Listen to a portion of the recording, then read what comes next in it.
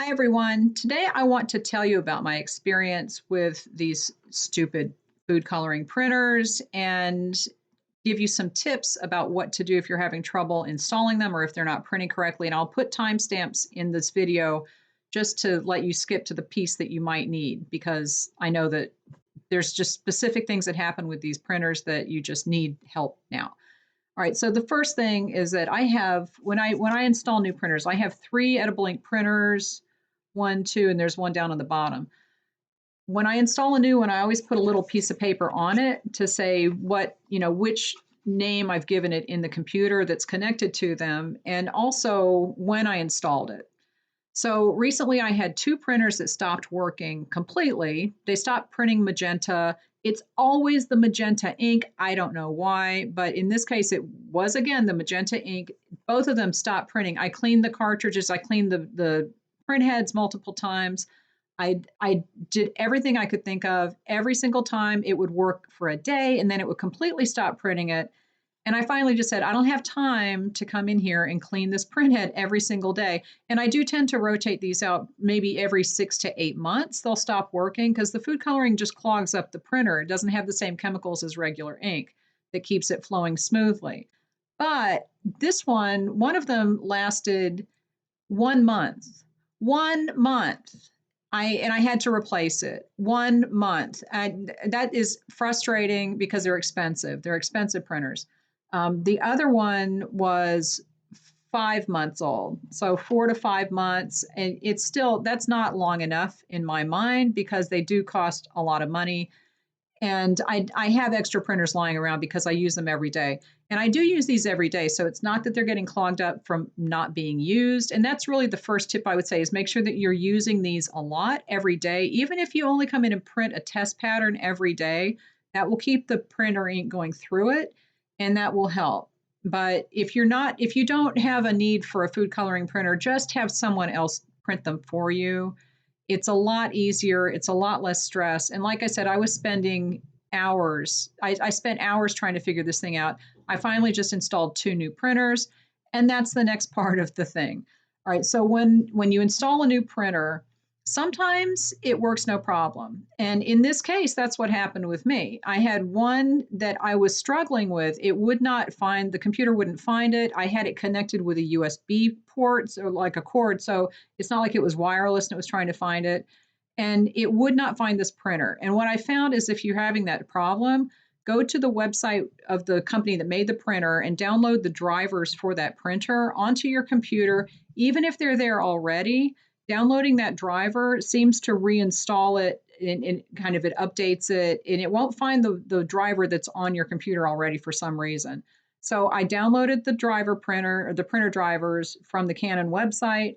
I have an IX6820. That's the model that I'm using now.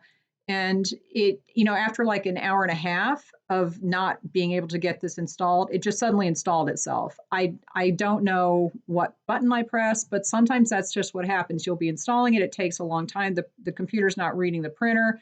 You have everything connected right. And then all of a sudden it'll just install itself. Okay.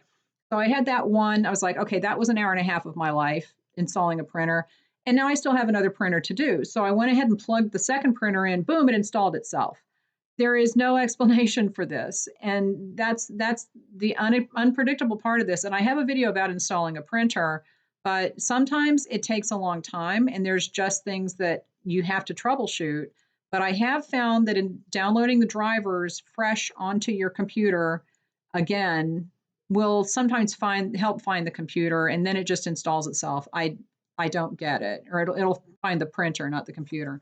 But yeah, sometimes that's what happens. It's either real hard or real quick. Feel free to leave me questions because I do have a lot of experience with this. I've installed many, many, many printers, and I might be able to help you out. I don't know. Can't promise anything. All right. And sometimes it does weird things. For example, as I was installing one, it started printing like this.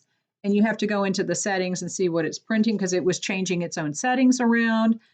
It's bizarre. Okay, so the next thing is that if at any point, like I said, if you start getting a color that does not print and you've cleaned the printer head, You've done multiple things. You've done the cleaning, the deep cleaning. You've physically taken the print head out and you've cleaned it in the sink and it still doesn't work. Or if it works for a short time and then it stops working again, it might just be time for a new printer because those print heads do not last forever. And especially with the food coloring inks, it does mess them up. So, regardless of how long you've had it, and like I said, I had that one for 1 month. Regardless of how long you've had these printers, they can die very quickly because that food coloring ink just doesn't cooperate with them a lot. But the other thing is that sometimes the inks change, and that will be the problem. So the next thing I want to tell you about, there's so much. These printers have been giving me nothing but grief. The company that I buy my ink from sent a little notice with the last batch that I bought that says, "You just got our new type of ink." And I'm like, okay. And they've changed the formula somehow, and they had this whole long list of things of the settings that I needed to change in the settings. Okay. And basically, what happened is I think that that's what messed the printers up.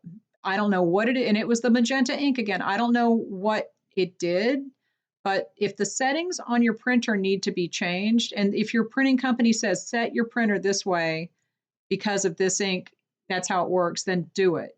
Check that, go into the printing tab and where it says options, when you're going to, like, say you're going to print something, just tell it you're going to print something. But instead of doing that, look at the bottom, it says printer options or something like that. And I have other videos about this, about changing the color balance. You want to go in there and you want to go to the main tab and then choose manual print settings and open that window up. And that will give you an ability to change how much of each color is coming through, like the intensity of the colors.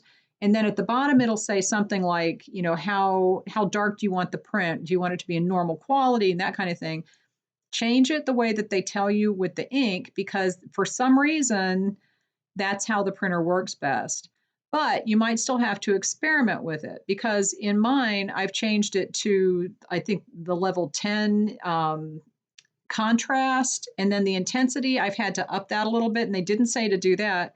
And then I'm changing they said to do a light print, but I've changed it to normal, and that seems to be working. So you might have to do a lot of experimentation with your specific printer to get the right combination, and just write down what you've done so that you don't have to do it again. And it's just a nightmare. It takes so much time sometimes. Sometimes everything will print right and you're happy, and that's fine.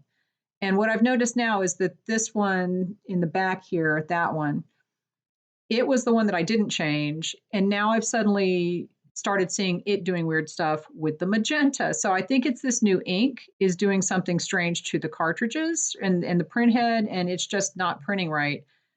We'll see. But once you get those settings set up correctly, it will help. So if your ink company sends you settings to use in the printer, start with that and then work kind of, adjust it as you see fit to get the type of print that you want. It's a mess. All right. The other thing, I'm going to pause this for a sec.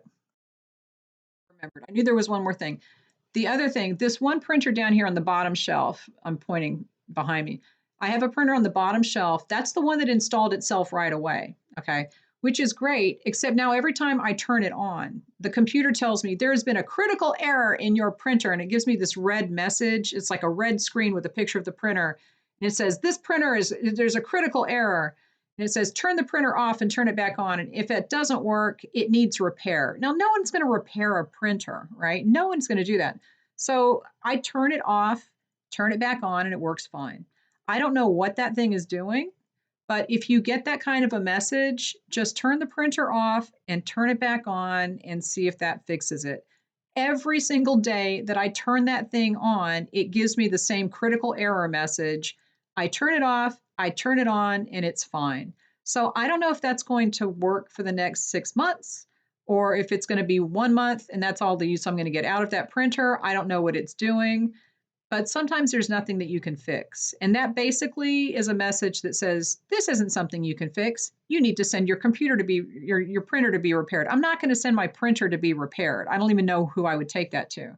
But just don't panic if you see that kind of a message. Turn it off, turn it on, it might work. And if it doesn't, then you need to go online and try to do some searching to see if anyone else has had this problem.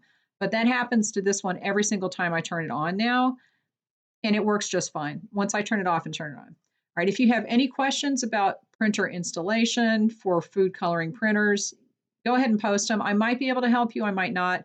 Like I said, I use Canon printers, so if it's any other type, I don't know that the interface is going to be the same, but I might be able to walk you through what to do if you have a specific problem, because I do have a lot of experience with these and I know their tricks. All right, so leave me any questions and I will talk to you later.